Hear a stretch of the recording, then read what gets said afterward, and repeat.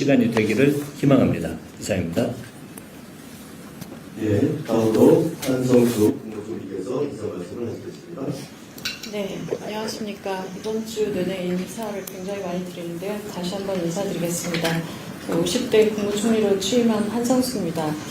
오늘 이 자리에서는 대한민국의 미래를 준비하는 3대 메가 프로젝트의 추진 방향에 대해서 함께 뜻을 모으는 한편 하반기 국정 운영 방향을 공유드리고 민생 경제와 국정과제의 성과를 뒷받침할 중점 추진 법안의 입법 전략을 함께 논의하기 위해 뵙습니다.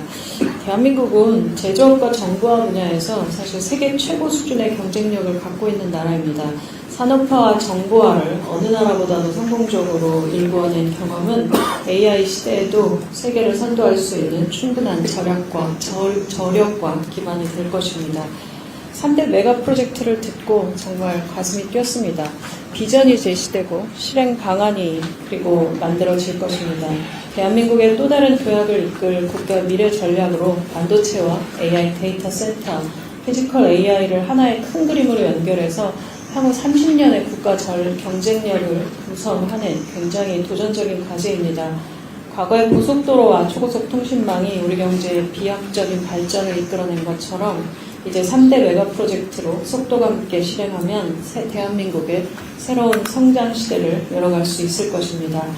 아까 한명도 오늘 대표 말씀 주신 것처럼 당정청이 모두 원팀이 돼서 여기에 민간까지 함께 원팀이 되면 정말 좋은 결과가 나올 것 같습니다. 올 하반기는 이러한 국가 비전을 구체적인 성과로 만들어내기 위해서 저희가 함께 더 힘을 모아야 합니다. 최근 OECD 조사를 봤습니다. 우리나라 정부에 대한 국민의 신뢰도가 역대 최고 수준인 6위를 기록했습니다. 이는 우리 국민 모두가 정부와 함께 만들어낸 소중한 성과라고 생각합니다. 그렇지만 국민께서 정부를 신뢰한 만큼 정부도 민생의 성과로 그 신뢰를 보답하고 있는지는 다시 한번 되돌아보게 됩니다. 대외경제의 불확실성에 대응하고 민생경제를 회복하는 것이 저에게 주어진 큰 과제라고 생각합니다. 장바가니 물가부터 서민 부담까지 세심하게 정부가 살피겠습니다. 민생경제 회복과 직결되는 법안들이 하루빨리 국가를 통과해서 민생 현장에 활력을 불어넣어야 합니다. 정부도 입법 성과를 위해서 최선을 다하도록 하겠습니다. 국회에서도 적극적인 관심을 부탁드립니다. 끝으로 아까 또 말씀하셨는데 본격적인 장마랑 폭염이 이어지고 있습니다. 정부는 국민의 생명과 안전을 최우선에 두고 취약지역과 취약계층을 중심으로 현장을 빈틈없이 점검하도록 하겠습니다. 국민들께서 안심하고 일상을 영위하실 수 있도록 철저한 예방과 신속한 대응에 최선을 다하겠습니다. 당에서도 함께 힘을 모아주시기를 부탁드립니다. 감사드립니다. 네, 다음으로 강준식 대통령 비서실장께서 인사 말씀하시겠습니다. 네, 한병도 대표님, 한병도 당대표 직무대행님, 한성수 국무총리님, 그리고 당 지도부와 정부 관계자 여러분, 제9차 고위당정협의회를 통해 뵙게 된 것을 뜻깊게 생각합니다. 우선 한성숙 총리님 취임 후 첫 고위당정협의회에서 다시 뵙게 되었습니다. 거듭 축하의 말씀드립니다. 대한민국 대도약을 위한 중차대한 시기에 민간 공공을 아우르는 풍부한 경험과 탁월한 역량을 바탕으로 국정 전반을 안정감 있게 이끌어 주시고 국민 생활의 변화를 만들어 주실 것을 기대합니다. 아울러 당대표가 공석인 상황에서 당을 안정적으로 이끌며 국정 운영에 든든한 동반자가 되어주고 계신 한병도 당대표 직무대행님께도 깊이 감사드립니다. 지난 1년이 비정상을 정상으로 돌리고 국가 성장의 기반을 새롭게 다지는 회복의 시간이었다면 집권 2년차는 대체불가 대한민국을 속도감 있게 구현하여 국민이 체감할 수 있는 성과를 창출해야 되는 시점입니다. 오늘 논의하게 될 3대 메가 프로젝트가 그 역사적 시발점이 될 것입니다. 전 세계가 AI 혁명에 그야말로 사활을 걸고 경쟁하고 있는 지금 이번 프로젝트는 대한민국의 20, 30년의 미래를 결정할 새로운 성장 동력을 설계하는 일입니다. 3대 메가 프로젝트는 민간 합동을 통해 국가 균형 발전의 패러다임을 전환하는 신호탄이기도 합니다. 이는 기존의 동일한 산업을 전국에 분산 배치하는 방식이 아니라 지역별 강점을 기반으로 세계적 수준의 산업 클러스터를 구축하겠다는 것입니다. 미국의 실리콘밸리와 텍사스 반도체 벨트처럼 우리도 수도권의 한계를 넘어 각 지역의 산업 기반과 잠재력에 맞는 AI 반도체 혁신 생태계를 조성해야만 합니다. 그것이 글로벌 AI 반도체 경쟁에서 살아남고 나아가서 세계를 선도하는 길일 것입니다. 또한 정부는 반도체 외에도 바이오, 항공 등 첨단 산업들이 지방에서 새로운 도약할 수 있도록 기업의 요구를 적극 수용하고 전폭적인 지원을 아끼지 않을 것입니다. 지방정부가 지역 특성에 부합한 발전 계획을 강구해 주시면 중앙정부가 적극 호응하여 지방주도 성장을 반드시 실현해 나가겠습니다. 이재명 정부는 추가 세수를 미래 세대를 위한 투자 재원으로 활용하기 위해 미래 대응 기금 신설을 추진하고자 합니다. 대한민국의 미래를 좌우할 절체절명의 시기에 반도체 호황 등으로 발생한 추가 세수를 허투루 써서는 안 될 것입니다. 추가 세수로 기금을 조성하여 3대 메가 프로젝트 지원을 포함한 미래 성장 동력 창출, K자형 양극화 대응, 2030 청년을 위한 주거, 창업, 일자리 지원 등 대한민국의 미래에 과감한 투자를 하고자 합니다. 미래 대응 기금 신설은 대체 불가 대한민국 실현의 초석이 될 것입니다. 속도감 있게 추진될 수 있도록 당정의 협력을 당부드립니다. 오늘은 당정청이 함께 하반기 국정 운영 방향과 3분기 중점 추진 법안 입법 전략도 함께 논의합니다. 특히 정책은 입법으로 완성되는 만큼 핵심적인 개혁 민생 법안이 적시에 통과될 수 있도록 당의 적극적인 협조를 부탁드립니다. 오늘 이 자리가 당정청 간의 강력한 원팀 의지를 재확인하고 국민의 삶을 개선할 구체적인 실천 방안이 논의되는 자리가 될 수 있기를 기대합니다. 감사합니다.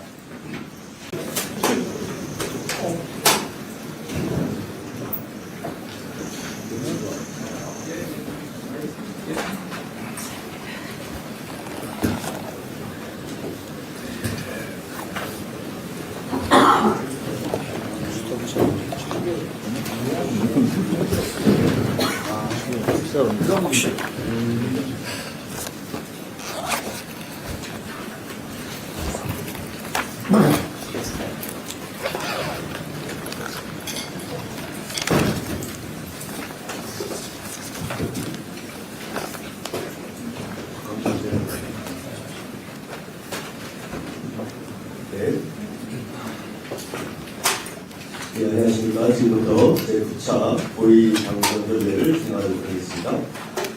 사회를 맡은 더불어민주당 주대변인 강주입니다. 오늘 회의 진행 순서를 안내드리겠습니다. 먼저 당대표 직무대행 겸 국민대표 국무총리, 대통령 비서실장 순으로 인사 말씀을 하시겠습니다. 그 이후부터 회의를 비공개로 전환하고 안건 두목이 논의를 시작하도록 하겠습니다. 회의 결과는 정리된 대로 당에서 브리핑을 할 예정입니다. 먼저 홍정도 당대표 직무대행 겸 원내대표께서 인사 말씀을 하시겠습니다. 예, 우리 한성숙 총리님과 그리고 강훈식 비서실장님, 김용병 정책실장님, 홍익표 정무수석님 그리고 국무위원 여러분 반갑습니다. 오랜만에 고위 당정회에서 뵙는데 특히 오늘 한성숙 신임 총리님과 함께 돼서 더욱 뜻깊게 생각합니다. 총리님께서 취임 일성으로 정부가 더 빠르게 움직이겠다고 말씀하셨는데 공감합니다. 앞으로 6개월, 올해 연말까지 이재명 정부의 성패를 가름할 골든타임이라고 생각을 합니다. 국회는 지난 30일 11개 상임위원회 위원장을 선출해서 일하는 국회에 첫 단추를 꿰습니다. 민주당은 오는 12월까지 이재명 정부의 주요 국정과제 입법을 1차적으로 모두 통과시키는데 당력을 집중하도록 하겠습니다. 특히 11개 상임위를 민주당이 갖고 7개 상임위를 야당과 나누었습니다. 그런데 7개 상임위가 과거처럼 입법을 하지 않고 일을 하지 않았을 경우에는 어떻게 될 것인가라는 고민이 있었던 것도 사실입니다. 그래서 정말 일하는 국회를 만들기 위해서는 제도를 개선해야 되겠다는 판단을 하고 저희들이 패스트트랙이 330일 동안 걸리는데 이건 패스트트랙이 아닙니다.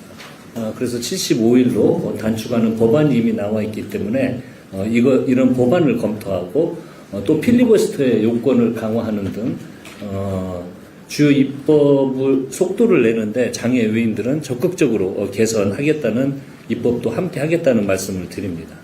3대 메가 프로젝트는 대한민국의 미래를 확 바꿔놓는 역사적 결단입니다.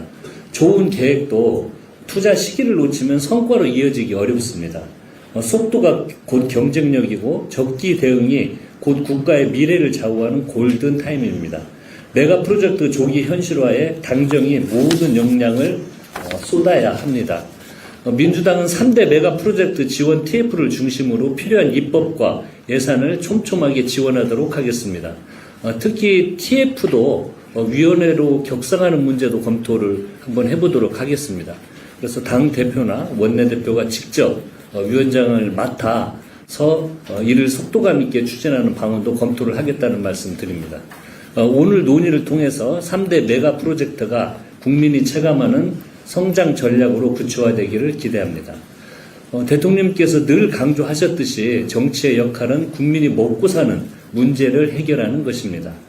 거시 경제지표가 연일 역대급 사상 최대라고 하는데 이에 안주하지 않고 그 성과가 골목골목으로 온기가 전해지도록 해야 합니다.